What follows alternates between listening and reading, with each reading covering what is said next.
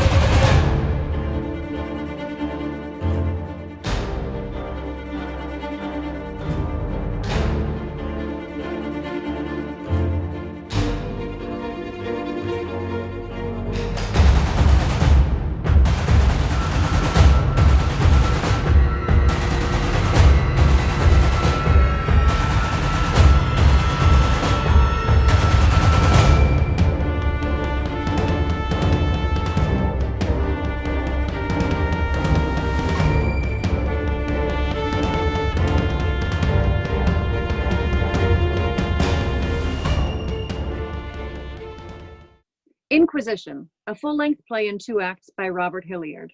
The time is in the too near future, and the place is a university town near you. Act 1, Scene 1. We open on the living room of David and Marion's house. The furnishings reflect a melange of early 21st and late 20th century styles, predominantly MoMA IKEA design. In the main, plain and sleek, with the exception of a large mid-20th century easy chair center. A couch, side chairs, and cocktail table are stage left. Downstage right is a dining room table with 4 chairs. Up center is the entrance door to the room. Stage left of that door, a break front serving as a bar. And next to the bar, a curtained window. Stage right is a door leading to the bedroom and the rest of the house. Marion Gordon is fashionably and properly made up and dresses to look younger, with a striking physical but cold beauty and carriage. For her husband, David Gordon, clothing styles are of little importance. Marion is busy, rushing to put hors d'oeuvres on the table. David is putting out glasses at the bar. It becomes clear that David usually defers to his wife, who he adores, in order to avoid arguments. It's not the end of the world. Don't be sarcastic. I'm not being sarcastic, Marion. Gino and Herbert and Joan are old friends, our best friends, and neither their nor our world will fall apart if everything is not perfect when they arrive. David, if you had been courteous enough to give me some advance notice that they were coming, I wouldn't have to rush like this. How could I give you advance notice when I didn't know till they called 20 minutes ago saying they wanted to come over? Just let me do it. You know very well that I don't want to embarrass you or me in front of old friends or new friends or any guests. Marion, what's to embarrass? So the cocktail glasses won't be in a straight line or the forks will be on the wrong side of the plates. The food will taste the same and they can get just as drunk if they want to. We're married over 10 years and you still haven't learned. There is a right way of doing things and a wrong. You still don't seem to care. I care. Then show it sometimes instead of always leaving it up to me to fix things, to make things right for you. Make things right for me? Like I'm some kind of klutz. I appreciate you're always trying to do what you think is right for me, Marion, but please don't belittle me. I'm a PhD and an associate professor here at the university. Klutzes don't become PhDs and associate professors. Really? Okay. Thinking back on some of my professors, you're right. Some do. I've spent years making things right for you, David, helping advance your career and our standing in this community. I'm not going to stop now. I apologize. What can I do to help? You can help by staying out of my way. Okay. This looks good. No, that's for the company. Okay. They could have at least given us more notice if they wanted to come over. People just dropping in. Gino said he was at Herbert's and they all wanted to come over. So I said, fine, come over. We'll make it a party. And thoughtlessly, as usual, you expect me to put that party together in just a few minutes. Well, for crying out loud, Marion, it's Gino and Herbert and Joan, not the president of the university. You've known Herbert and Joan since before we were married. They're like family. Herbert was my favorite professor here when I was a student 20 years ago, and he's been my mentor since. And Gino is not only a faculty colleague, but my best friend since I started teaching here a dozen years ago. They don't give a damn if the table isn't right or food isn't ready, or if they don't have matching glasses or whatever the hell they are drinking in. I don't give a damn whether or not they give a damn, because I give a damn. Sorry. Have it your way. Gino sounded upset. He usually is so calm and upbeat. It's got to be something important. I wonder if... Damn it, Marion. I'm trying to be friendly. How about being considerate? Okay. I'm sorry. You know, it seems like you've been picking on me more and more lately. Picking on you? Criticizing me, finding fault with me. If you weren't so frustrating, so lackadaisical.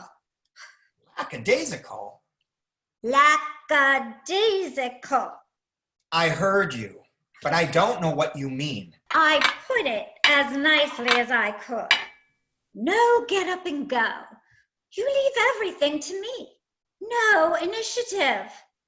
Whenever I do take initiative, you always find something wrong in what I do. I'm always walking on eggs. You don't face up to your failures. You could have done so much better than being just a professor at the university. A banker on Wall Street, like your father. Yes, like my father. And his mansion on the hill, and his country clubs, and his Porsche, and his yacht. And... Yes, all of that. They warned me about marrying a poor graduate student whose prospects wouldn't go beyond that of an underpaid college English teacher. And why did you marry me? Because you were different. Different than the country club boys who dated me, who proposed to me. That's it? That's why you married me? Because I was different? You were boring like they were. All they talked about was power and money. You talked about Shakespeare and literature and the arts. I still do. The same way you did. Where has it taken you? Where has it taken us?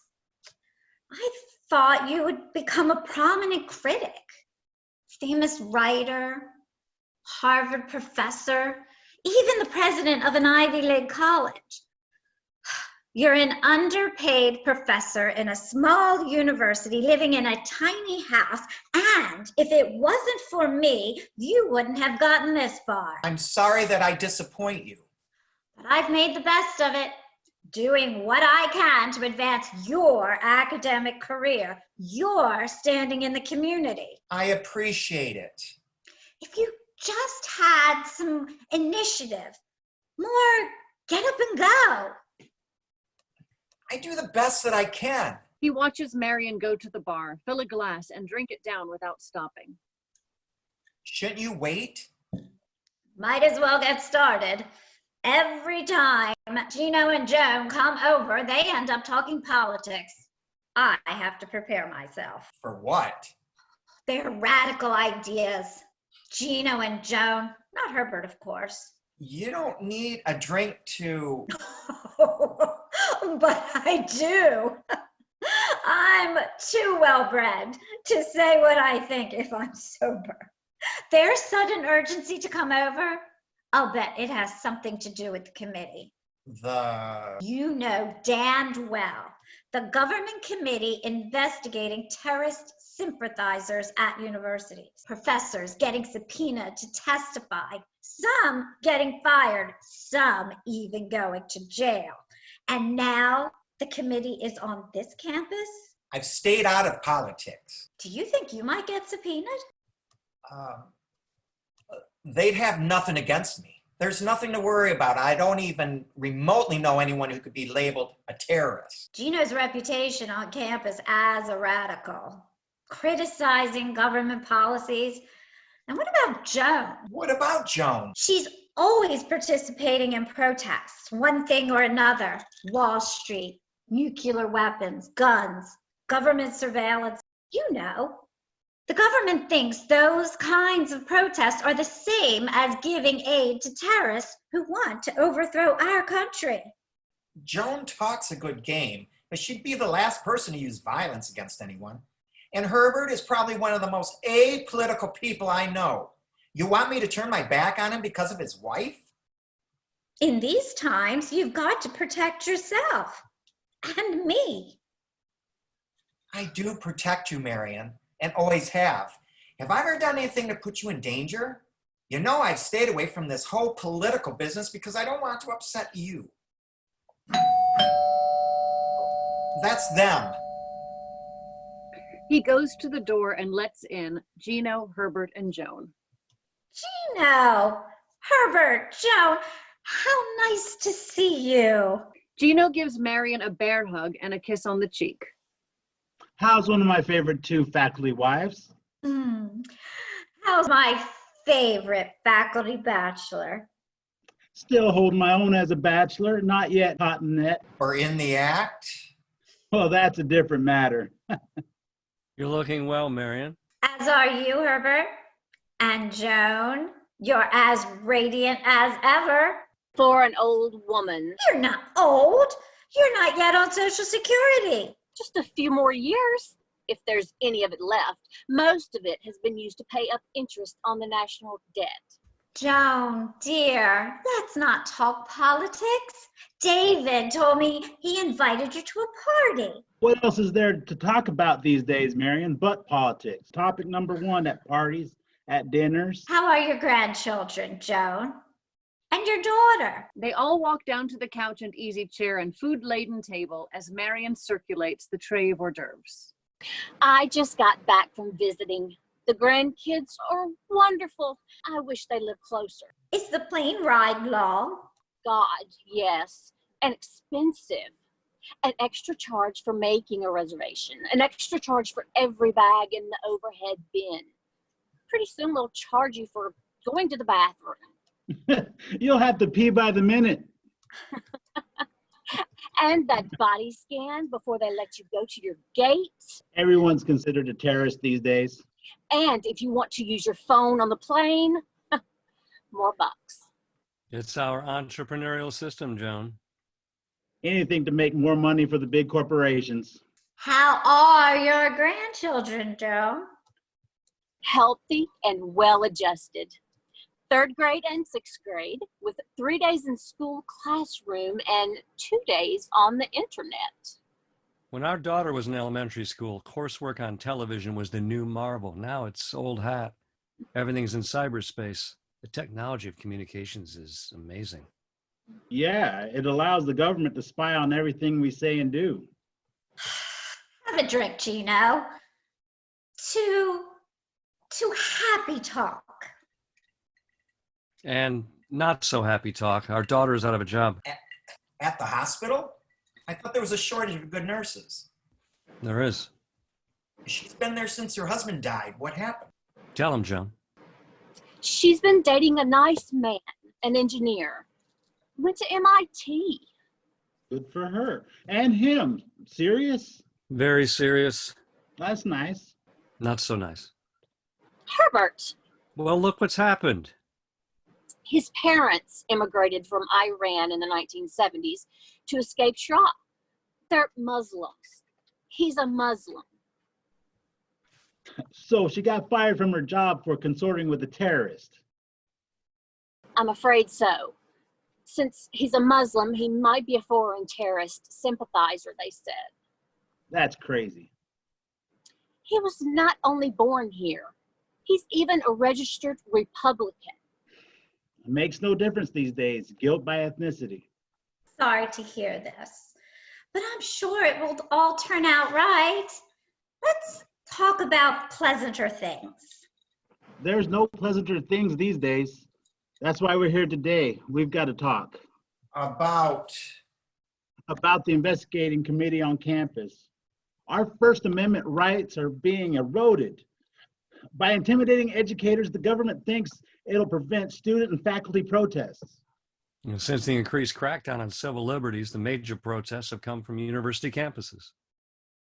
that sounds like mid-20th century McCarthyism, Gino. Isn't it? Well, there haven't been any protests here at our university yet. That's the point. The entire academic community is being bullied by the committee's contempt citations against faculty. And the expulsion of student protesters at other universities.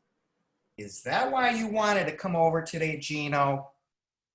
Your house may be safer than Herbert's or my condo. Safer? Every place is under surveillance these days. Wiretaps, bugs. Without warrants? Come on. Since you and Marion aren't politically active, I thought it might be safe. You're being paranoid, Gino. I wish. They've got your number too, Marion. Nonsense. I haven't done or said anything to make them suspicious. I mean, they've got your registration number, Marion, just like the rest of us. We all carry registration cards so the government will know who we are and where we are in case of an emergency. I think it's a good thing. It's like 1984. Nonsense. We're not in Orwell's Big Brother world. There are drones spying on each and every one of us every day. They've been doing this surveillance since Bush was president, and it was expanded by Obama, and much worse under Trump. Everything about hundreds or millions of us, including our phone calls, emails, texts, tweeting, they have been in their database for years.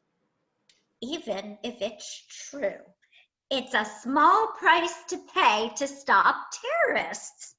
It's not just our communications, Marion. Under our Foreign Intelligence Surveillance Act And our Patriot Act. and other legislation, anyone, anywhere in the world, even Americans, can be arrested, held incommunicado, tortured, tried in secret, and even executed without their families or friends knowing. It won't happen here. Our Constitution, our Bill of Rights prevents it. Our First Amendment freedoms, the privacy guarantees of the Fourth Amendment. We have due process. That's the point, Herbert. The government has been secretly violating its own laws for years, ignoring due process. And now more and more of it's being revealed by whistleblowers. The government is trying to prevent people from knowing about it, from stopping it. You're exaggerating, Gino. We're a democracy, and in a democracy, the people wouldn't allow it to go as far as you seem to think. My dear husband, you're so naive sometimes. This stuff happens whether you're in a democracy, a dictatorship, a parliamentary society, or whatever. Hermann Goring, at the Nuremberg trials, said that in any kind of government, the people can always be brought to the bidding of the leaders. He said that all you have to do is tell them that they're being attacked and then denounce the protesters as being unpatriotic. And that's exactly what's happening here today, in our town, in our university. Come on now, we're at war with terrorists. Are we? I don't mean Iran. or Afghanistan or Syria. I mean the larger war against worldwide terrorism. The government is protecting us, whether you like it or not. Look, most Americans approve of the government's efforts to protect us against more terrorist attacks. And you think I don't want to protect us, Herbert? That's not what I said. Herbert has a point, Gino. Better safe than sorry. I don't disagree. Better safe than sorry is a good placebo.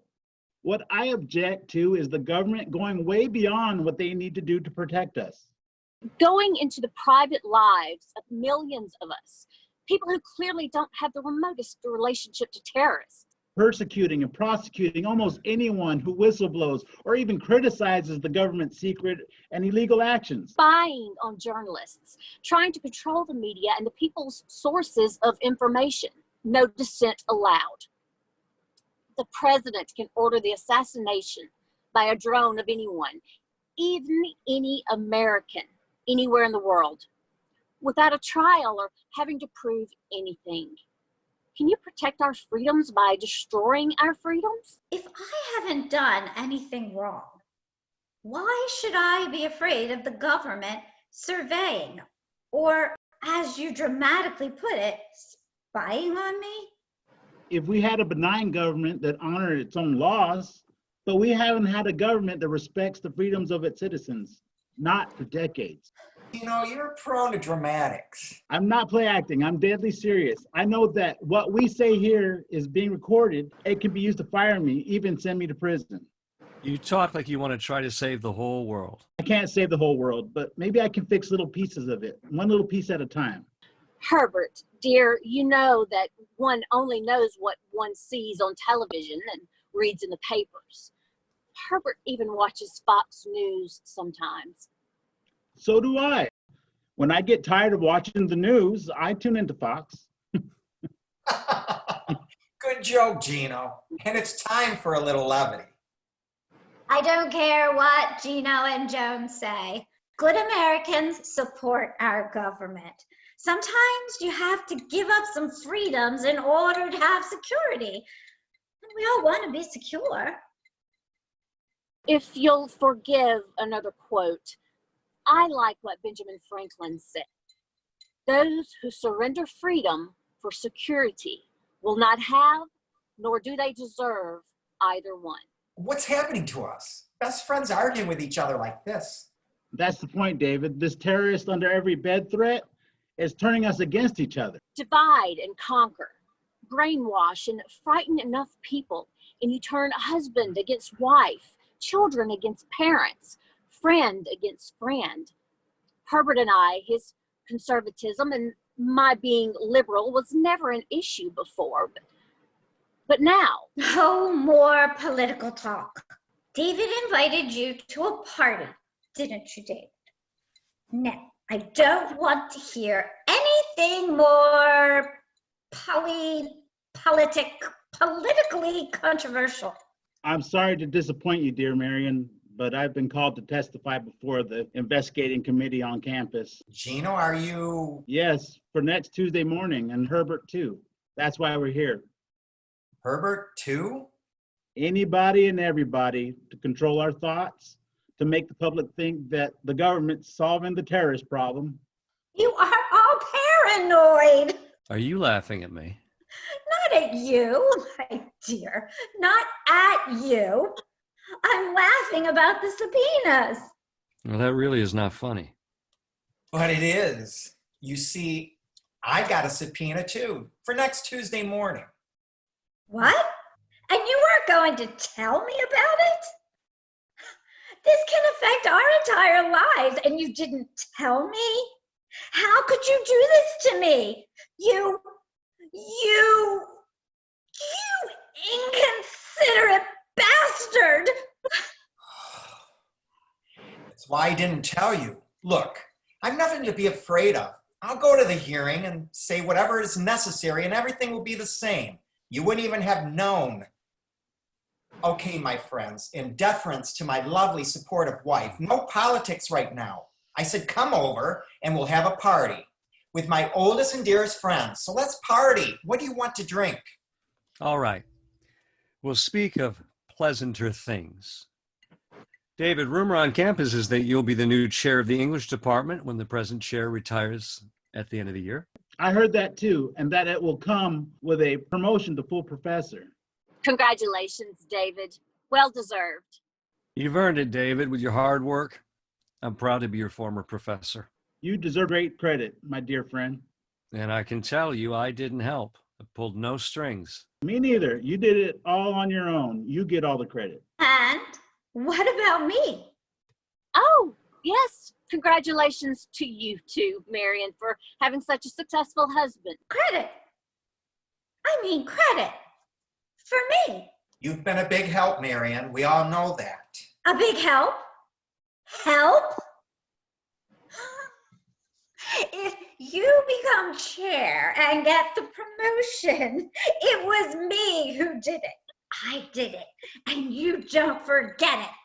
Help, ha! Not now, Marion. If not in front of our best and oldest friends, in front of who? If they don't know, they should. You know, don't you? You know.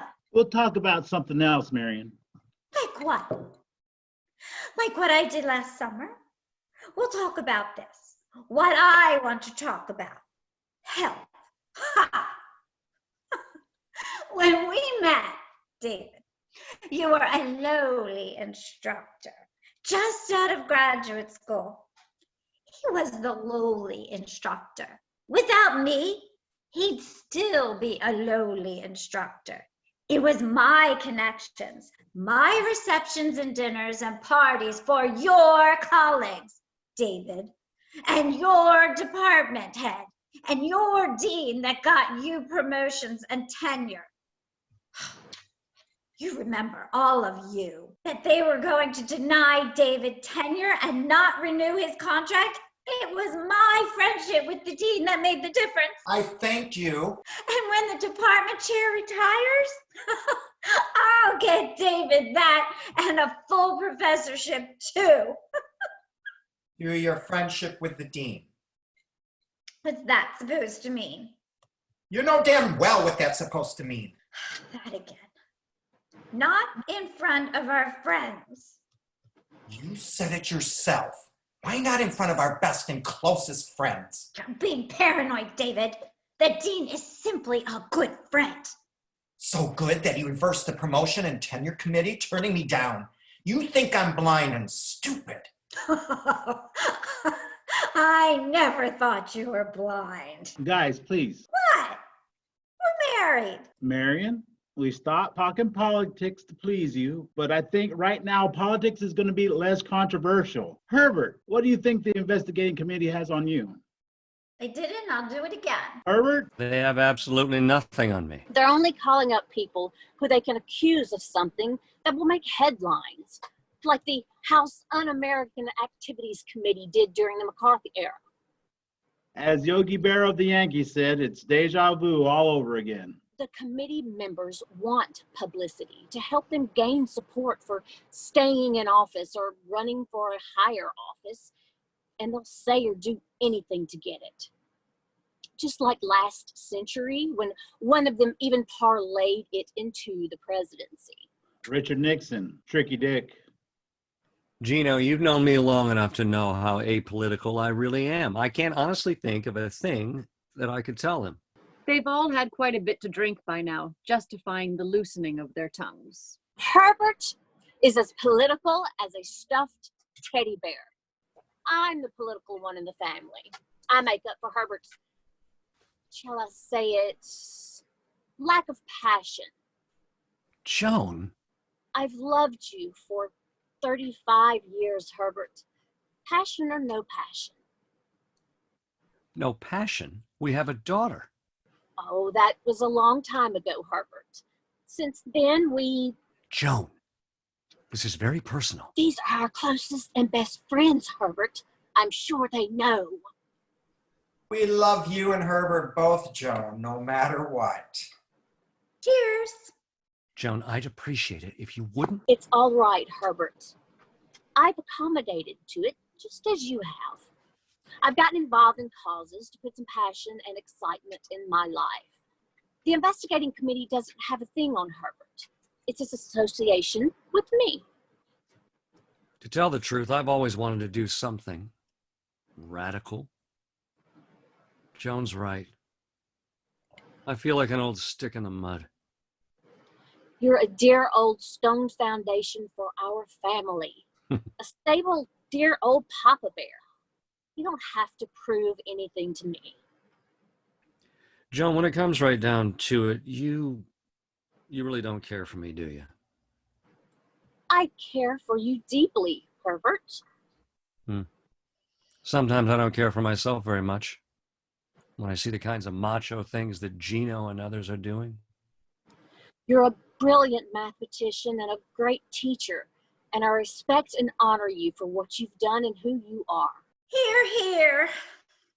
Respect and honor. What about love? No, don't answer that now. Other than you're being one of the campus radicals, Gino, what do they have on you? Whatever they want to make up. Seriously, anything you did in your football playing days? I've forgotten that time in my life. Most people would brag about having been a professional athlete. I thought it was great at the time, that I was great, inflated ego, right out of college, made the starting team first year in the pros. During the postseason physical checkup, they found I had a serious irregular heartbeat. I don't know if it was generated by my playing football or if I had it all along. The doctors, I consulted 4 of them, trying to find one that would okay my continuing to play football. The doctors all said a sudden shock could trigger a fatal heart attack. No more football. Out of a job, either I wallow in depression or become philosophical about it. I chose the latter, literally. Back to the university to study philosophy. So instead of a highly paid football star with a harem of groupies, I'm a lowly paid philosophy professor with a harem of reasonably intelligent faculty-wise with whom I can have a good conversation. The only shock I get these days is a student handing in a research paper on time. No political activities back then. I was simply a jock. Well, I'm waiting for your question. No questions. No questions. You're all too polite to ask. Am I regretful? Sure. Who wouldn't like to become a celebrity multimillionaire by playing a game? Am I unhappy? Not anymore. I work with stimulating friends like David and Herbert. And you certainly keep your mind active with the occasional good students.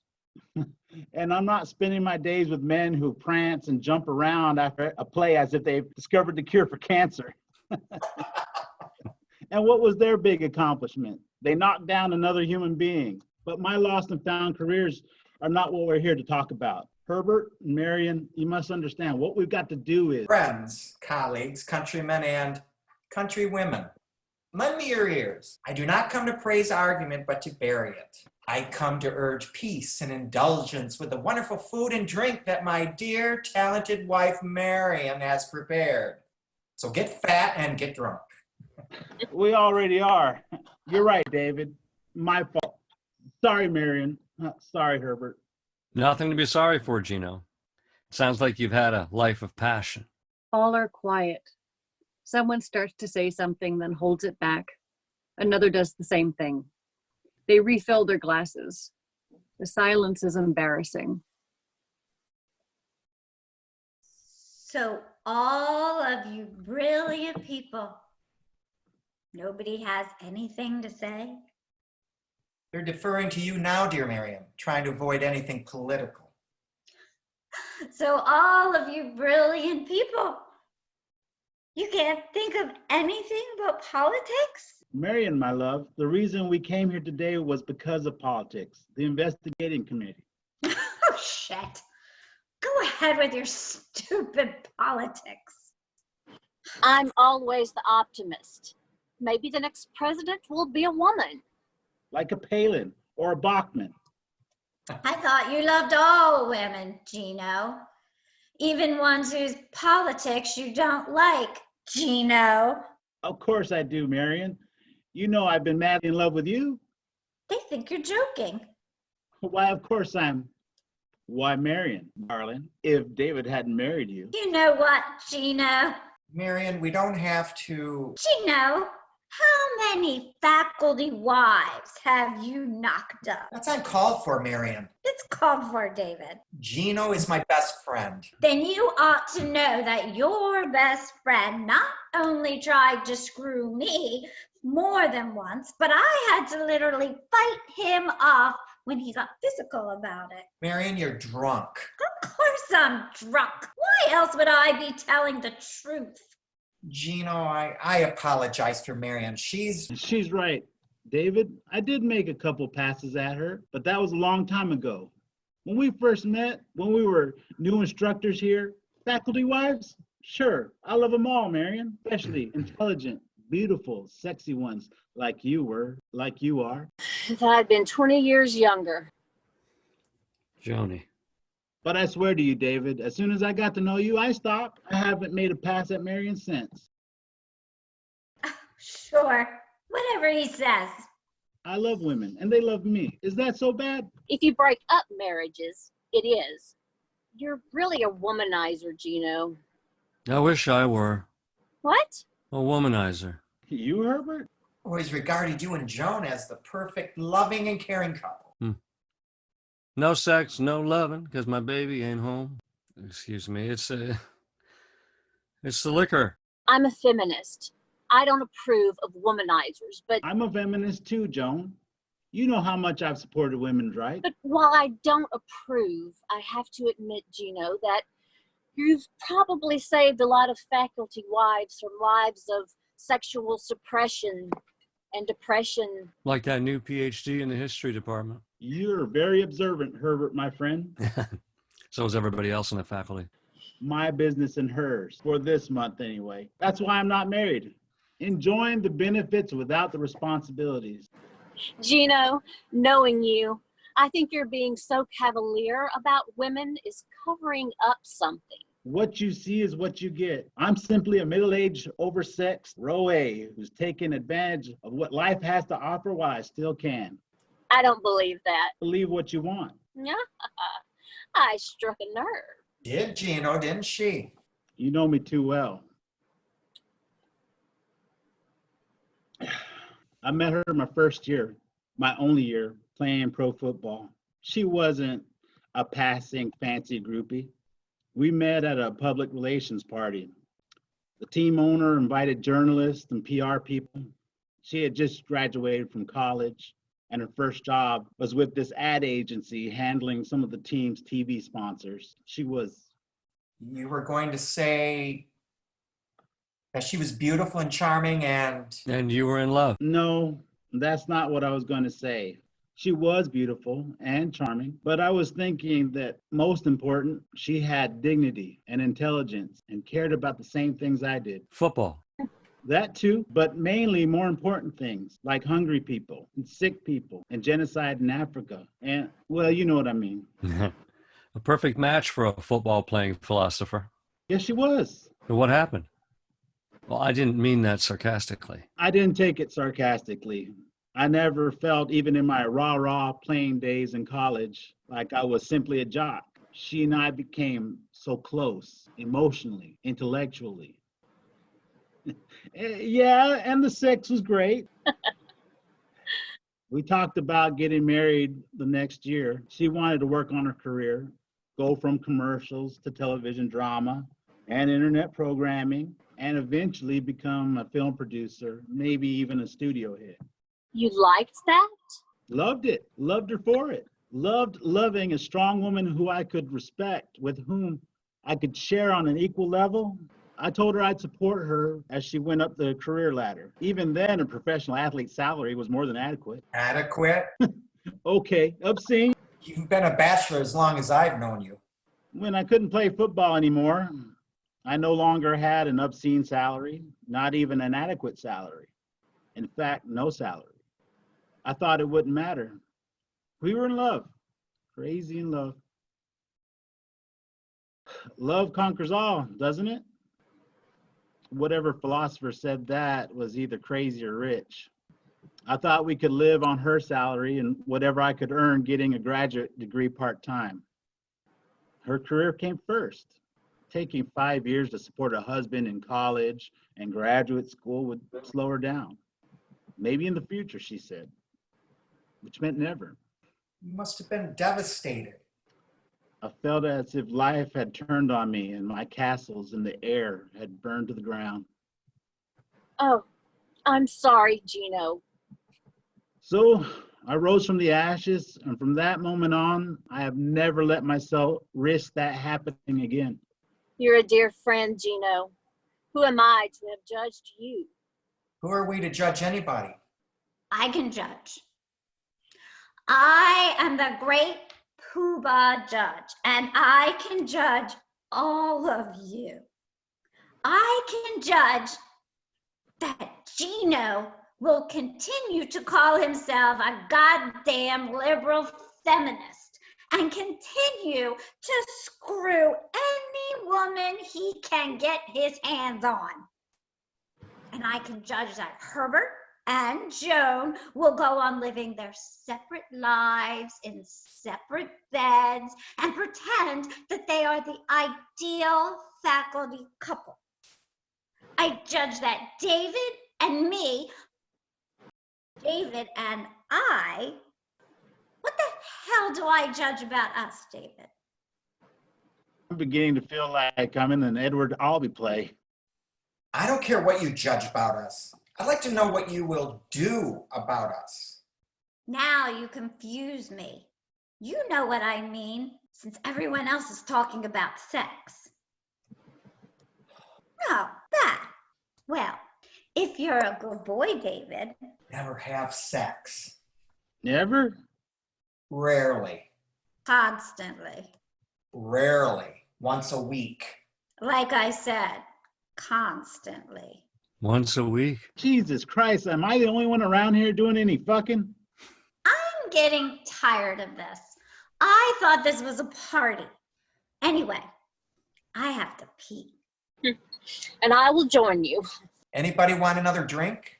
No, I've had enough. Too much. I'll help myself. Look, we came here this evening for a purpose. We've all got to appear before the committee Tuesday morning. And I know how they operate. No matter what we say, they'll try to hang us. Hang us? Figure your speech, Herbert. Are you saying not to show up? Or refuse to answer any questions? If we refuse to testify, they will certainly, as you put it, Gino, hang us. I'm going to face that committee. And I won't let them intimidate me. I say we face them head on. Did I hear you right, Herbert? I thought you were all for cooperating with the Inquisitors. Too much booze tonight? This doesn't sound like you, Herbert. You're not suddenly becoming political. Perhaps you've had too much to drink. Just the right amount. I'll face up to that committee to prove to Joan that I'm no passionless, whatever. Good. So Herbert and I are joining you in the frying pan, Gino. Maybe none of us will have to testify anyway. Some of our students have been braver than most of our faculty. They're protesting the university's invitation to the committee to hold the hearings here. They've got a plan. Today is Saturday. We've got 3 days before the hearings. If you both agree, I'd like us to meet tomorrow morning with one of the student leaders. Agreed. Me too. Is here okay, David? 10 o'clock? Marion will be out at breakfast with one of her clubs. Okay. Then we'll see what we can do about the committee. What did Ben Franklin say about hanging? If we don't hang together, we'll surely hang separately. Lights fade. Act 1, Scene 2. The next morning, the Gordons' living dining room. Lights come up on Herbert and David seated at the table. They're recovering from a hangover. They each hold a cup of coffee. They're late.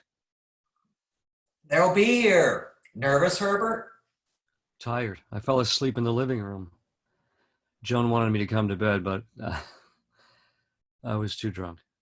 I slept on the couch, too, and not because I was too drunk. This whole investigating committee business is going to destroy our marriages. If I remember correctly, what was said last night, they may not be in very good shape in the first place.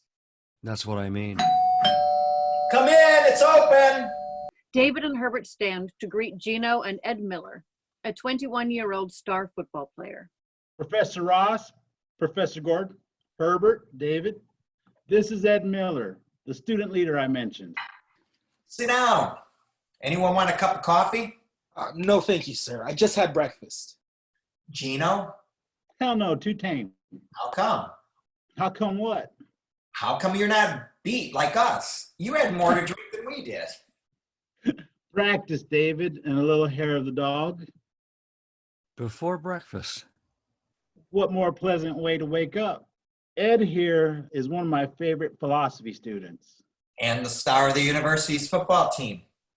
That too, a great football player, but a great student. If I can help it, he'll become a professional philosopher rather than a professional quarterback. I'm afraid Professor Bellini exaggerates. I just want to help win some football games, get my B in philosophy, and maybe make the world a little fairer place. Well said, a philosopher in the making. An anomaly in our younger generation. A young man with a chance to be an obscenely paid professional football player chooses to be a lowly paid philosophy professor.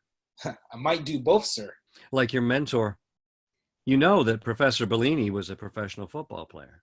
Yes, sir. We've talked about it. Having second thoughts? I was thinking about it all night. I'm not sure what I can do other than testify. I don't have the status on campus that you and Herbert have. I admit it, you're not known as a radical pain in the ass, like me, or even a non-committal pain in the ass, like Herbert. Pain in the ass? In a good way, Herbert, in a good way. I don't know that I'd really accomplish anything by defying the committee. If you stand up to the committee, if you refuse to testify, refuse to name names, it might strengthen the backbone of some of the others on campus. The others who are also perceived as moderate but feel strongly about this fascist suppression. Fascist suppression? I wouldn't go that far with... That's exactly what I mean. You'll use the right language and avoid being stereotyped as a terrorist sympathizer. Maybe David has a point. Look, I was thinking about it all night too. Exactly what would we accomplish by trying to make a point? By setting an example for others, we could make a difference. Are my buddies getting cold feet? We're considering all options. Good, let's talk about another option. The reason we're here today. The reason you brought Ed? No, he didn't bring me. I wanted to come. And I suggested a plan to Gino, and he thinks it's a good idea. The young shall lead the way. Good. Tell us the idea, Ed. A bunch of us students have been concerned the past couple of years that the faculty has been pretty much placid as the administration has imposed more and more controls over that can be taught and what can be discussed in classrooms. We're not condemning the faculty. We understand the process. Colleges are an inevitable focal point for repression. Where else is it so easy to generate alternative ideas, to generate dissent to oppressive policies, right? So college administrations, to protect themselves from being accused of being weak on subversion, Which would cause them to lose government and private funding. Always the money. so college administrators introduced what appear to be minor items of control. And the faculty, thinking that each new action would be the last, went along. And like Pastor Niemöller said at the end of World War II, they all went along little by little until the whole big kahuna was swallowed up and it was too late. One of Gino's best class assignments was memorizing Pastor Niemöller's statement about the Nazi suppression. It really hit me. I've heard this. Pastor Niemöller said, "First they came for the communists, and I didn't speak out because I wasn't a communist. And then they came for the socialists, and I didn't speak out because I wasn't a socialist. Then they came for the trade unionist, and I didn't speak out because I wasn't a trade unionist. Then they came for the Jews, and I didn't speak out because I wasn't a Jew. Then they came for the Catholics, and I didn't speak out because I wasn't a Catholic. And then they came for me. There was no one left to speak for me." And now they're at the goal line. Yes, sir, and we've allowed them to move closer, yard by yard. And unless we make a goal line stand now, it will be too late for all of us. A bunch of other students and I think it's time for a public protest. Unless there's a protest formed within the university, the administration doesn't have the backbone to resist the pressures from the outside. And that's why the university president, allowed the investigating committee to hold hearings on the campus. Hypocrites. We figured that if we hold a university-wide protest outside the president's house, with enough students and faculty, he'll feel he's got enough support to cancel the committee requires on campus. The committee meets on Tuesday. This is already Saturday. We're already organized, Professor. I've got some of the football players to keep order to protect anyone from violence. We've got bullhorns and loudspeakers, and some of us are prepared to speak. Now, all we need are faculty members to join us. That's where all you come in. I'm ready to contact every member of the faculty, those I think we can trust, to join in the protest. Is there time? 2 days is enough. Monday night at 6 p.m. in front of the president's house. He'll be home by then. What if nobody shows up? Even if only a few show up. I know for a fact there will be hundreds of students. If you get even 100 faculty members, the point will have been made. We're just one school out of thousands. We can't fight the entire government. None of us can do more than we are individually capable of. No, we can't change the entire country, but we can do what we can in our own little sphere at this university. And if we don't succeed? Right. What if this doesn't convince the president to change his mind? Then we decide what to do about the committee. As before, we haven't lost anything. We do what we would have done anyway. Which we haven't settled. I'll refuse to testify. By not showing up? No, by showing up and challenging the committee's right to limit our freedom of speech and thought. And most important, not naming names. And I may just tell the committee members to go to hell. Bravado will get you nowhere. I'd tell you what I'd like to do. There's an old movie, The Front, about a congressional inquisition during the McCarthy era, where everyone saw red under their bed, and the hallmark was guilt by accusation. Woody Allen was in it, wasn't he? Right, he paid a front. A front? Yeah, a talentless, apolitical guy in a low-paying, dead-end job. He agrees to front for blacklisted writers who continue to write scripts. But in order to sell them, they had to use other names, namely that of Woody Allen's character. So now they're calling him a new writing genius, and he's called before the committee, and he's expected to name names, including the names of some of the colleagues he's learned to admire and respect. But now he has this newfound wealth and reputation to protect. Right, and in the end, he refuses to name names and walks out of the committee hearing saying, "And furthermore, gentlemen, you can all go fuck yourselves." That's a fantasy. In real life, no one in their right mind would do that. I know. When you come right down to it, I don't think I know anyone who comes even close to being a terrorist threat or is sympathetic to terrorists. The only people I know with ties to the Middle East are Professor Shabazz in political science and Professor Hassan in art, and that's only because they emigrated from there. They've been dinner guests in my house, and I can tell you they're probably more loyal to this country than most of us who were born here. So I couldn't name any names even if I wanted to.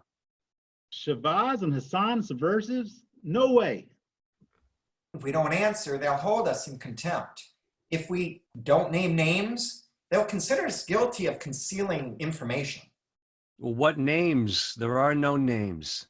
They'll want any names. That's the point. They need to give an impression they're uncovering terrorists, potential subversives. But if they have no names, they leave empty-handed. No names. We have to stick together on that. Agreed. No names. With Torque York on the committee, it won't be easy. Who? Richard York. He attacks witnesses as if it were the Spanish Inquisition. Torque York. He's been called as in Torquemada. I've read about him. York, I mean. A real bulldog. A pit bull dog. He wants to become president someday. Trying to make his reputation through the committee. He'll say and do anything to get headlines. I read he badgers witnesses, threatens them, forces them to say things that they clearly don't believe. He degrades men and women, even makes them cry. Won't the public see what he's doing? I mean, they're not so stupid, naive. That's the way Richard Nixon got to be president. Torque York may not be as clever as Tricky Dick, but we need to watch out for him. Sounds like some of my smart-ass students. I can handle him. Just the warning. Getting back to the protest on Monday. I can't help but think that if the protest doesn't work, we're back to where we were. What will we have accomplished? No offense, but you're way behind the times. This protest could go viral. Viral on Facebook and Twitter. If what we do encourages students and faculty at other universities, then we'll have accomplished a lot. What do we have to lose? Our jobs, our homes, our families. If this repression keeps up, will our jobs be worth keeping? David has a point. This could affect our families, our whole future. After all, Gino, you're not married. Look, I don't have a job or a family, but I have a future. And I'm willing to risk it to have even a better future. I grew up in this country wanting to believe that we had the best democracy in the world. Am I risking giving up the possibility of making a lot of money by being blackballed from playing professional football? Sure I am. Am I risking being blackballed later from PhD programs or if I apply for faculty jobs? Sure I am. But I have to stand up for what I believe in. I can't be a hypocrite. Sorry, I didn't mean to be disrespectful. Bravo, bravo. David, Herbert, what's the worst that can happen that won't eventually happen if we don't protest? You know I'm not one to be rash, but I hear you. I can see there is merit in what you're both saying. We have to set the right example. I will out-Joan Joan. David? Patience. I'm coming around. We can certainly try to help people help themselves. Try to influence the university in a way we think most beneficial and proper. And what is there to gain by that? The knowledge that there's a flame of freedom left, that others at the universities will know, and other universities and schools and students and teachers throughout the country we know. You're right, Gino. You're right, Ed. What happens here may be an example for them to follow. Now that's the way I like to hear my old buddies talk. Are we agreed? Agreed. I'll rally the students. End of scene.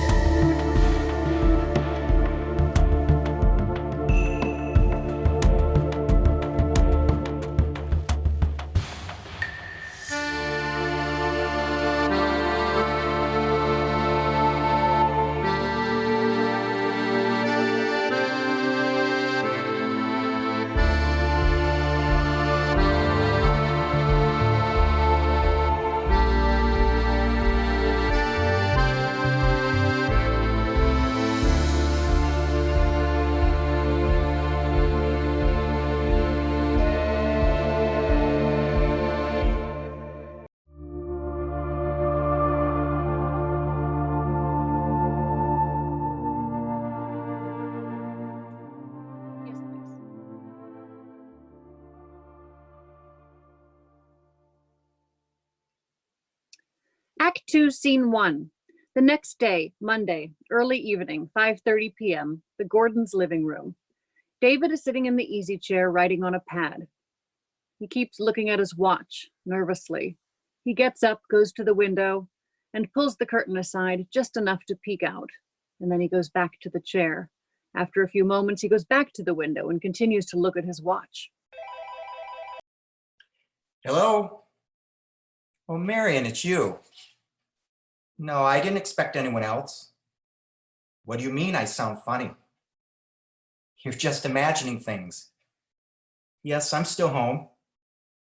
No, I told you that I'm meeting with some of my students a little later at 6 o'clock. You'll be here in 5 minutes? Then why are you calling? No, I haven't seen your house keys. They're probably somewhere at the bottom of your purse. I am not being insensitive. They probably are. Yes, I'll be here to let you in.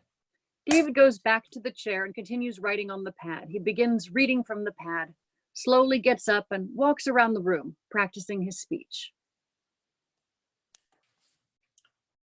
If we do not stand up for our rights now, there may be no rights to stand up for later. I know that we are comparatively few, and those that would oppress us are many.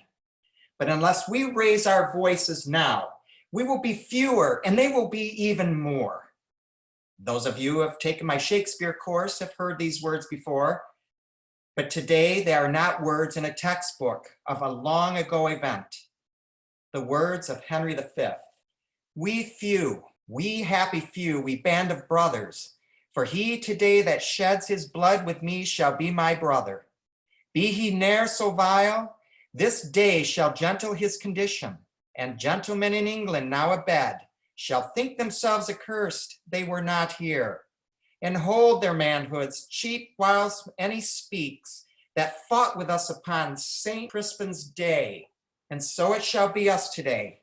We come in peace, not to fight, but to stand together for our freedoms, to teach, to speak, to learn as a band of brothers. David sits, begins to make notes on the pad, when there's a knocking at the door. He looks exasperatingly at the door, hurriedly writes a few more notes as the knocking becomes more insistent. He goes to the door and opens it, and Marion walks in, unhappy that she's been kept waiting. Her arms are full of packages. Well, you are here. I thought you forgot about me and left. Sorry, I was working on a paper, making some notes. Help me with these packages. You can't imagine what a day I had, trying to find things we need. The stores have no appreciation anymore for their customers. And the traffic. So many people on the streets for a Monday. You'd think it was a Saturday football game. Sorry you had such a difficult time. I'm glad you were still here. When I couldn't find my house keys, what time did you say you're meeting with your students? In a half hour, 6 o'clock. 6. 6 o'clock. They were handing out these flyers all over town. I just glanced at it, didn't have the time to read it, but students, professors, and anyone who cares about academic freedom and our rights of freedom of speech and assembly. Tonight, Monday at 6 o'clock, join us in a peaceful protest in front of the university president's house. Stop the Inquisition tactics of the government anti-terrorist investigating committee on our university campus. Protect our freedoms. Speeches by student leaders and faculty members. Your 6 o'clock meeting, David? You're certainly not involved in this idiocy, are you? Gino, Herbert, my colleagues and friends will be there. But not you. Stupidity, I suppose, is endemic in some people. Marion, I want to... feel sorry for them, not for the protesters. They deserve what will happen to them, but their families will suffer for something that is not their fault. Marion, I certainly hope you're not involved. Marion, I heard you. I'm tired. I had a terrible day and I want to rest. I need to talk to you. Later. Now, Marion. About this protest nonsense? Just hear me out. Then make it quick.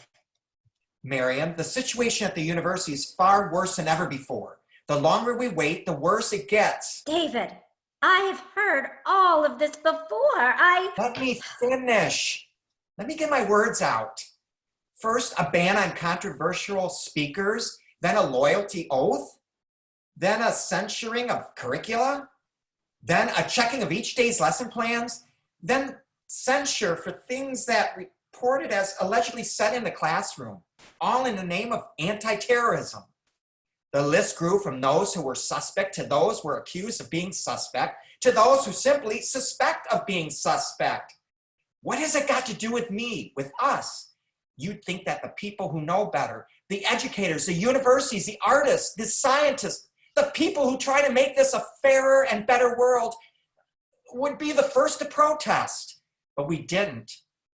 Well, we did at first, a little, but we were intimidated. When it was hinted that those who protested might become suspect themselves, the protests stopped. When the professors were silenced, the students spoke. But the student protests too were dismissed. Dissent became a prisoner.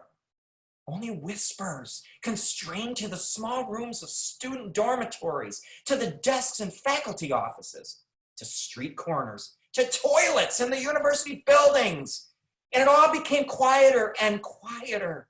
And now with the committee being invited here to persecute whoever they wish, it has just gone too far. Even if all that is true, and you listen too much to Gino, David, it doesn't affect us. Doesn't affect you. But don't you understand, Marion? It does affect me. As a teacher, even only in the classroom. For years I taught and lived thinking freely. But now I have to go to class and talk platitudes and pace this room preparing for my lectures and think more platitudes. This vies on the mind. For God's sake, David, forget about this protest nonsense. Just go to the committee hearing on Tuesday. Tell them what they want to know, and it will all be over. You know I can't do that. Why can't you do that? Marion, I just can't. I know you mean well, and I respect your judgment, but I just can't. David, there is no such thing as just can't. To save my ass and put everybody else in a ringer? Save everybody else's ass except mine, your wife's. If I thought it would hurt you, Marion, you know you come first. After all of your friends, come to your senses. If more of us had come to our senses a little earlier and not let this whole Inquisition go this far, maybe nobody's ass would be in a ringer. So now you think you're some kind of Superman, that you can stop the authorities from rooting out terrorist enemies of the government. How does an associate professor of English literature who, after a dozen years, still hasn't made full professor get such grandiose ideas? You really don't have to be so snide about it. Maybe a little snide will help you see what you'd be doing. I know you mean well, Miriam, but it just feels like you're trying to put me down. If I and the other faculty had taken a stand from the start, we wouldn't be in this position now where the authorities can threaten any of us with dismissal if we don't do their bidding, or even jail. They're protecting our country's freedoms from subversive ideas. Our freedoms too, David, yours and mine. They're taking away our freedoms. If we don't finally take a stand, our freedoms will be all gone. I hope you don't talk so rashly outside of the house. It's okay here with your wife, but outside? Marion, I'm not an idiot. No, you're not. That's why I get angry when you act like one. Like right now. All you want to do is testify about anti-government activity in the university. Say what they want you to say, get it over with, and we won't have anything to worry about. You're losing your job, our house, our friends. And our dinner invitations and our parties. Now, who's being snide? Aw, shit. David. Sorry.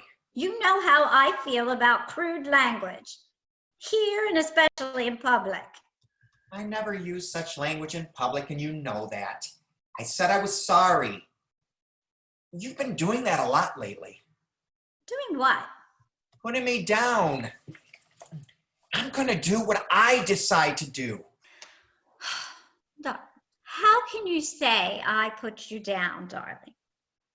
You know, I've always done anything needed to advance your career, to make you happy. To advance what you think my career should be. It's always your perception of what makes me happy.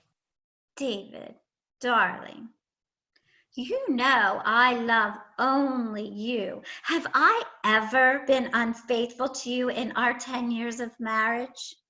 Marianne, when we met, I thought you were the most beautiful and sexiest woman in the world, as well as the smartest. I was deeply in love with you. Was. And am. Despite everything, I still am. Every day, every night, I ache for you. Do you know how much it hurts going to bed at night and not being able to touch you, to make love to you? Oh, David, darling, I don't want you to feel hurt, to feel bad. I think it's because of all this political thing, worrying about you getting into trouble. If I wasn't so worried, I could be more relaxed. I know how much you love Gino and Herbert, but it was Gino who kept my spirits up when things were tough, and it was Herbert who guided my writing and research when... Not as much as you, Marion, of course. Don't let them talk you into anything foolish, David. Remember, you and I come first. She walks over to David, fluffs her hair out over her shoulders, stands in front of him, curving her hips towards him, her breasts even with his eyes, seductively. Of course, David. If you feel so strongly about something, you must do what you feel is right. I don't wish to stop you from doing anything that you really need to do. She sits down on the arm of the chair, running her fingers through his hair. If you wish to do something that could jeopardize my safety and well-being, as well as yours, I must allow you that because we are husband and wife, and I support you. I love you. And if you love me... I do love you, Marion. Then you must respect my wondering whether there is a valid reason for doing this. I'm going upstairs to bed, David. I'd be happy to have you join me. She exits. David's eyes have been fixed on Marion, clearly seduced by her, and remain fixed on where she was standing. After a moment, he goes to the front window and peeks out. He walks to the inner door, looks upstairs for a moment, goes back to the table, picks up the flyer and looks at his watch and mutters, "Too late now anyway." He tears the flyer in half and starts to head upstairs, looks at his watch again, stops and says loudly to himself, "Not yet too late," turns and runs back toward the front door. He stops, runs back to the easy chair and grabs his notepad, then runs to the front door, and as he opens it, Herbert staggers in. clothes disheveled and his face and hands bloody, followed by Ed, who is also disheveled and bloody. End of scene. Act 2, Scene 2. The Gordons' living dining room immediately afterward. Herbert is sitting in the easy chair, David standing next to him, applying towels to where Herbert is bleeding. Ed is lying on the floor, Marion bending over him with wet towels, wiping the blood off of his face and arms. I'm okay. I've been beat up worse than this in a football game. This was not a game. Where's Gino? I can't move my arm. Is it broken? And my leg? Just be quiet, Herbert. You need to rest. No, I've got to talk about what happened. What happened?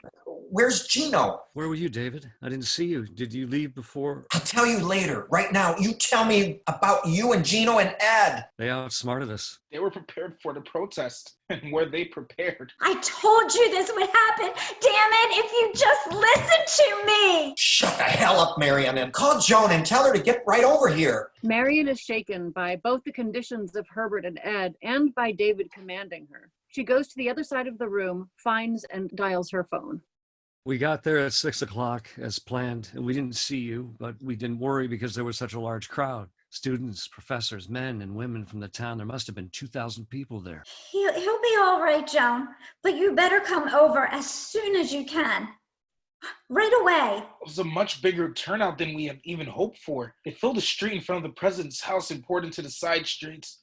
By 5 minutes after 6, everybody was shouting, "Down with the committee. No committee here." And words like academic freedom and free speech and we want freedom to learn. And then Professor Harper went up to the microphone. Old Harper? I thought he supported the committee. That's what he said. You're probably surprised to find me up here, he said. I'll paraphrase as much as I can remember. Well, I'm surprised myself, he said. You know me as a very conservative patriot who will do anything to protect our country from subversion. And you know that I've been a strong supporter of the committee. I thought they were protecting our country's traditions, conserving our basic constitutional rights, like freedom to speak and write and publish and assemble. But now I realize that it's only certain opinions that it's okay to have and write and express. What stupidity it is to save our country from terrorists by making it exactly the kind of country the terrorists would make. So I am here to ask the president to deny the committee the right to use our university for its misbegotten purposes. He got huge cheers from the crowd. Everybody looked over at the president's house, expecting him to come out. But the house was totally dark, not a light in the windows. Gino went looking for you, wanted you to speak next, but he couldn't find you, so he took the microphone. Stand up for your freedoms, he said. Fight for them if you have to. Don't give up anybody's freedoms, no matter where, no matter who, because when you do so, you give up your own. We have found friends here tonight, many good and unexpected friends. Let us stand together, united as friends in the cause of freedom. The crowd began to chant, "President, we want the president." Everybody started moving toward the house. Then it happened. What happened? I'm Shocked? confused. What happened? Suddenly, the president's house shot up with lights. It was magic. A policeman was at each window. The doors of the house opened, and dozens of police came pouring out in riot gear. They had these protective helmets, made them look like medieval knights, wearing gas masks and carrying tear gas canisters and automatic weapons. They were prepared for us, prepared to stop any dissent, to crush us in any way they had to. The police chief came out with a bullhorn and told the crowd to disperse. I was in front of a group of students, and I was like, "We just want to talk to the president. That's all we want. We don't want any trouble. We just want to speak to the president." The police chief aimed a taser at me. He said, "It looks like you're one of the leaders here." And he told me to turn around and go back. I didn't move. If I turned back, the other students would have followed me. The protest would be over. I saw it all. Ed stood his ground. He risked his life. I wasn't being a hero. You were. You stood there even when the police chief said, "I will count to 3. I should have turned back. If I had... For crying out loud, finish it. Gino. He was the hero. When the police chief counted to 1, Gino stepped forward in front of me. "I'm one of the leaders too," he said. "We don't wish to cause any trouble," he said. "Just have the president speak with us and we'll leave quiet."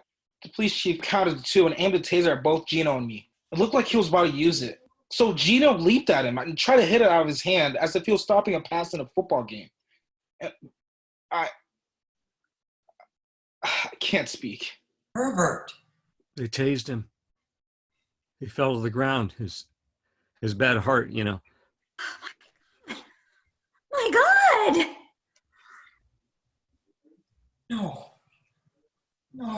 No, not Gino. Gino is dead. Are you sure? How could they do such a thing? I would have never, ever believed. Gino. My dear Gino. Those bastards. Those evil bastards. Maybe if I had been there. I was so smug about it. I thought, I don't know what I thought. I was so wrong. I have to get Gino. Not yet, David. It's still going on. When they saw Gino fall, the crowd became a mob. They were running and pushing to get away from there. The police had their clubs and shields and came at us. We ran toward the side streets. But mounted police were already there and swinging their clubs. They pushed us further together into the center of the square and people trampling over each other. And horses trampling people, even after they were on the ground and bloody from being hit by the police clubs. What I saw, you're right, Marion. One wouldn't believe it could happen. The professor and I were on the side of the square toward your house. It was the nearest place we could get into. Herbert, are you all right? I saw a flyer and went to the protest, but it was such a mob scene. I'm a little beat up, but I think I'll be all right. It's my fault. If I hadn't said what I did, you wouldn't have gone. You don't have to prove anything. But I'm so proud of you. I am. Wasn't Gino with you? Gino is dead. They tased him. His bad heart and his sudden shock. Oh, no, not Gino. Not our dear Gino. And tomorrow morning, I'm going to stand up for what he believed and what I now believe. We still are under summons to testify before the committee. Fuck the committee. You will testify, David. Gino's death means nothing to you? It's because of Gino's death that you and Herbert must testify before the committee tomorrow. End of scene. Act 2, Scene 3 is the next morning in a university classroom set up like a hearing room or courtroom. A table at stage right slanted up left with 3 chairs for the committee member. Richard York is in the first chair. Upstage center is a chair facing front, like a witness chair. Downstage left is a row of chairs ostensibly for witnesses. Herbert is seated with Joan. Herbert's left arm is in a sling, and he has a bandage on his forehead. David is seated next, Marion next to him. Herbert Ross? Professor Herbert Ross. I'm here.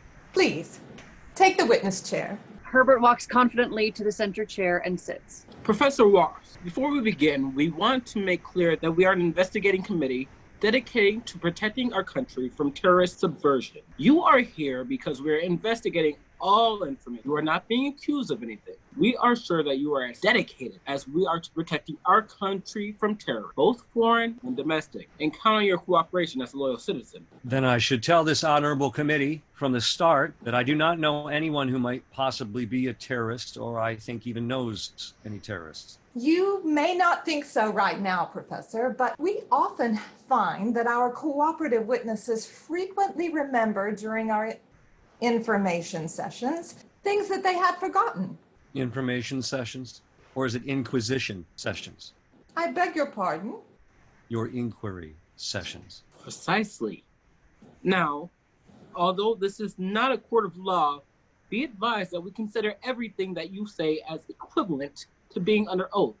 And as you probably know from some of our previous hearings, we can and do impose sanctions against uncooperative witnesses who appear not to support our efforts to protect our country. Sanctions can include incarceration. Do you understand? Yes.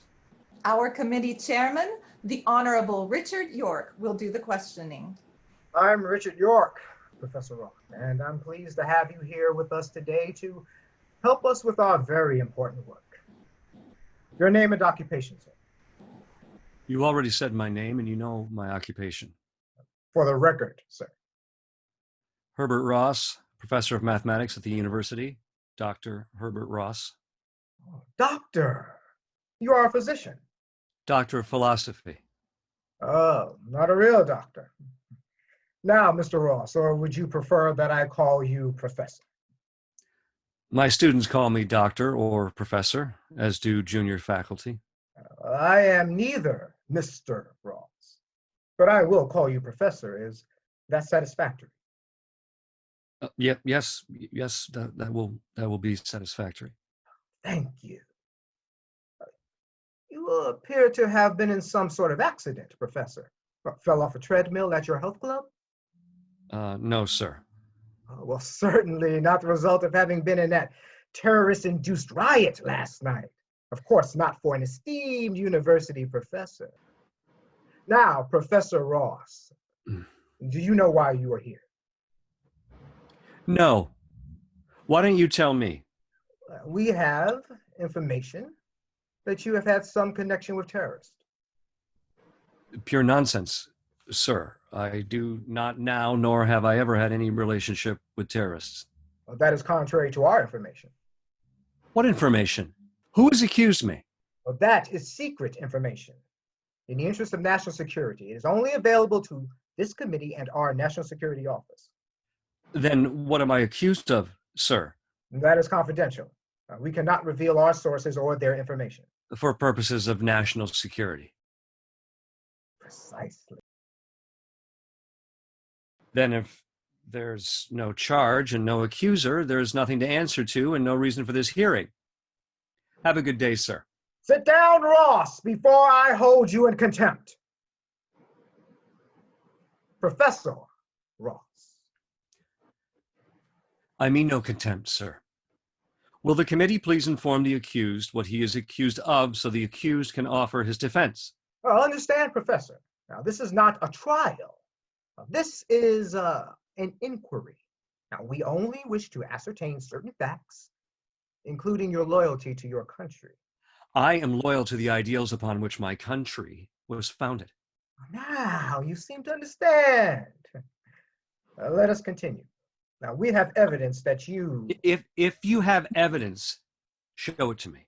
From whom? From where? Otherwise, let's stop this. But I have tried to explain to you, Ross, the security needs of our country. Now, this is a serious business.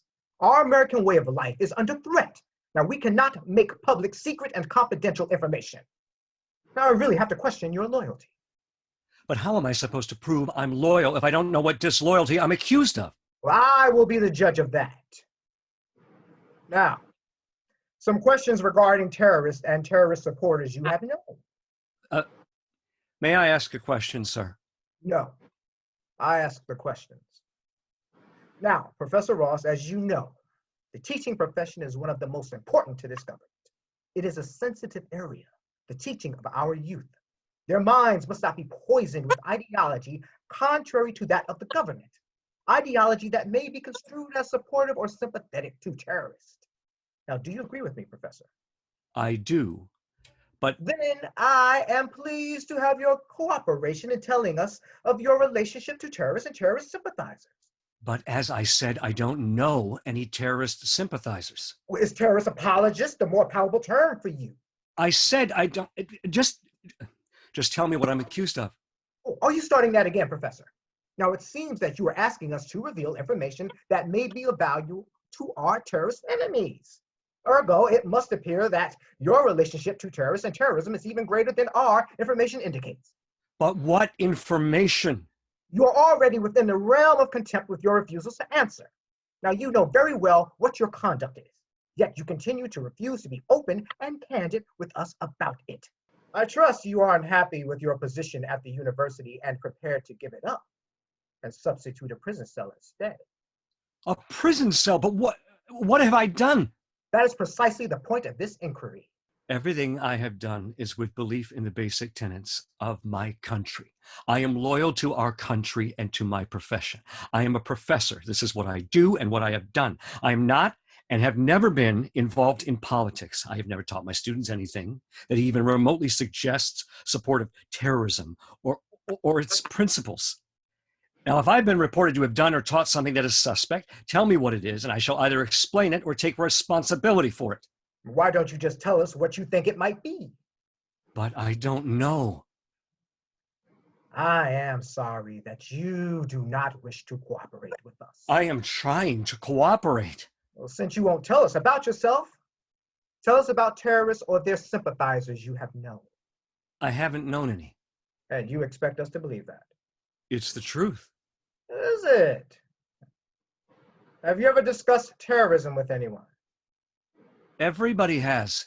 It's been the #1 topic the past few years. Why, you can't have a discussion over coffee or at the dinner table without the subject of terrorism coming up. Exactly. Now, tell us the names of the people you've discussed this #1 topic with. With? But what difference does that make?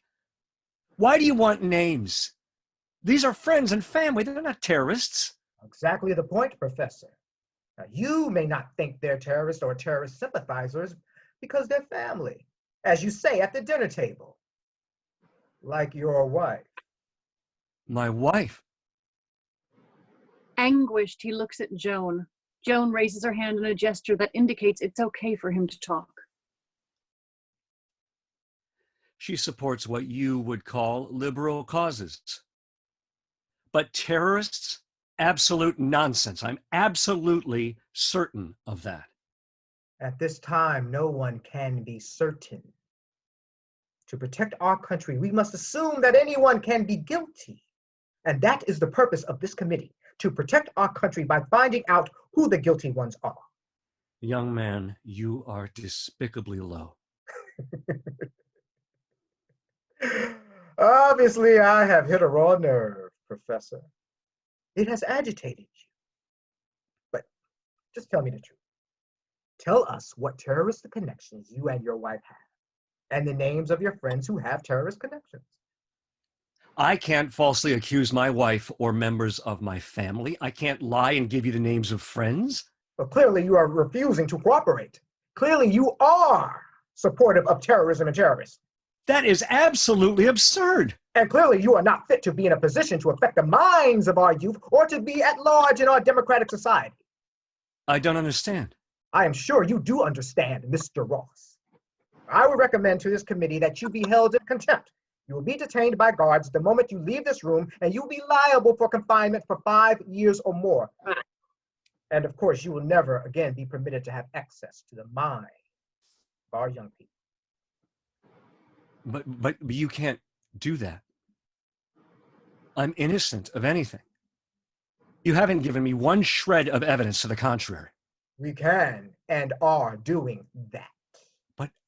But I have a wife, okay, and grandchildren. They depend on me. They need me. Well, you should have thought of that before you decided not to cooperate with this committee. I don't know what to say, what to do. Because you seem contrite, Mr. Ross. I will give you another chance. Think now. Seriously. Will you tell us who among your family or friends might possibly be terrorist sympathizers who this committee should investigate? Professor Ross. I will. I didn't hear you. I will. Names, please. Give me a minute, please. Certainly. Names, please. I just thought of them. I'm pretty sure they're not guilty of anything, but... We will determine their innocence or guilt. You just tell us who they are. Professor Shabazz in political science, Professor Hassan in art. Thank you. Any more names? Do I have to? Not at the moment. You may go for the present, Professor Ross. Because of your cooperation, the committee will not recommend any charges against you at this time. At this time. You may go, Professor. Herbert shuffles to the exit door on stage left. He passes David, averting his eyes. I'm sorry, David. I'm sorry, Joan. I'm sorry.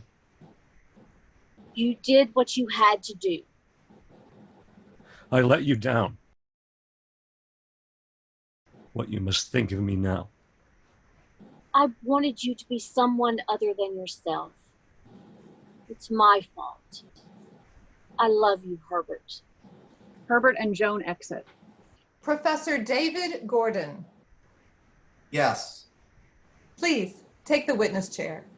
Professor Gordon, you were here at the beginning of the testimony of Professor Ross. Yes, I was. Then you heard the statement about the purpose and procedures of this hearing. Do you wish me to repeat it? No, it's not necessary. Good. Then we can begin. Your name and occupation. David Gordon, Associate Professor of English. May I please note that, like Professor Ross, I am also a PhD. Duly noted. And how would you like to be addressed? Whatever you feel is appropriate, sir. Good. Then I shall have no problem calling you professor or doctor, as I wish. That will be fine, sir. Professor. Dr. Gordon. You've heard the full testimony of Professor Ross. Yes, sir. Then you understand the value of being cooperative with this committee and the consequences of not being. Oh, indeed I do, sir. I certainly do. Then our inquiry with you should not take very long. I am pleased to note, Dr. Gordon, that we have no detrimental information about you personally. Thank you, sir. And given your acquaintanceship with other faculty members, we thought that as a loyal citizen, you would be pleased to have this opportunity to tell us about some of these faculty members who may have said anything that could be construed as pro-terrorist or whose manner of behavior otherwise might have appeared suspicious to you. I am happy to report to you the names of any persons I have encountered who I believe are a danger to our country. Good, good. Dr. Gordon, do you need more time? No, sir. There are 3 people I want to mention, but I'm not sure of the names of 2 of them. You just tell us what you know and we'll do the rest. Who are the people who are in danger to our country? Why, you, sir, Richard York, and the 2 committee members with you whose names I am not sure of. What did you say? You, sir, and the other members of your committee are the greatest dangers of our country that I've ever encountered. Do you know what you're saying? Unfortunately, I do. You call yourselves protectors of our country, but you are its destroyers. You are the enemy. You are the terrorists who would turn this country, who are turning this country into the kind of society the terrorists would if they won. Do you really think you can protect our freedoms by destroying them? Have you gone mad, Gordon? For what you have said, I could not only cite you for contempt, but remand you for support of terrorism. Now, we are protecting our country's liberties, our freedoms of speech, our entitlements to peaceful assembly, our privacy privileges, our protections from unreasonable search and seizure. Protecting innocent people like Herbert Ross by denying him all those rights? Browbeating poor Herbert into lying about other innocent people by threatening him with alleged damning information about him that he is not allowed to know about from an alleged accuser whose identity is not given, who does not appear, and I'm sure doesn't even exist? It's the government, sir, you and your committee, using the threat of terrorism, who have suffocated our civil liberties. And what civil liberty have you been deprived of? Other than the academic freedoms of open and free thought and speech? The usual vague accusation of leftist professors. Be specific, if you can. Like being questioned by a government committee as if I'm guilty of something. You be specific if you can. Your patriotism, Mr. Gordon, is in serious question.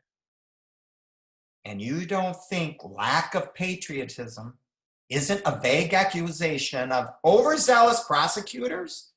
Patriotism can easily be turned into fascism, as has happened in many countries before. It can't happen here. For an educated man, Mr. Gordon, you appear to have been thoroughly brainwashed with dangerous and subversive ideas, easily fooled by subversives. Unlike fascist countries, we have our Constitution and Bill of Rights.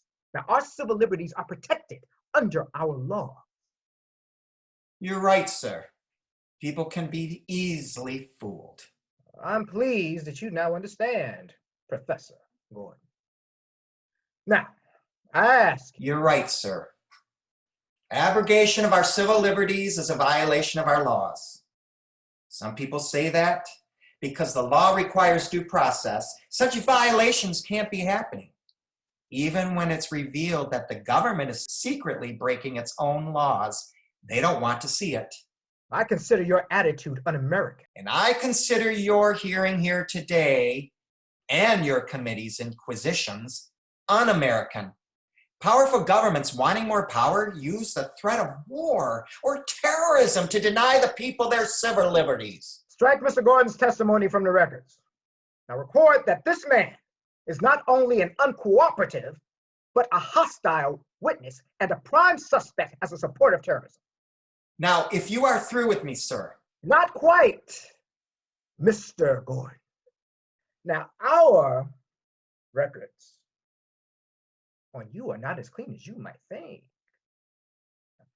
You may wish to change your previous statements to ameliorate the sanctions this committee will take against you. You were a close friend of Gino Bellini. Gino is dead. Yes, we know. Now, in your conversations with the late Professor Bellini, did he say anything that is pertinent that this committee should know? You want me to implicate a dead man who was my best friend? Well, for your sake. After all, he is dead. You insist on it. I do. Then I do recall something he said. Ah, that's better. What is it? It was about a movie. What was said to a committee like this? What was said? Gentlemen, you can all go fuck yourselves.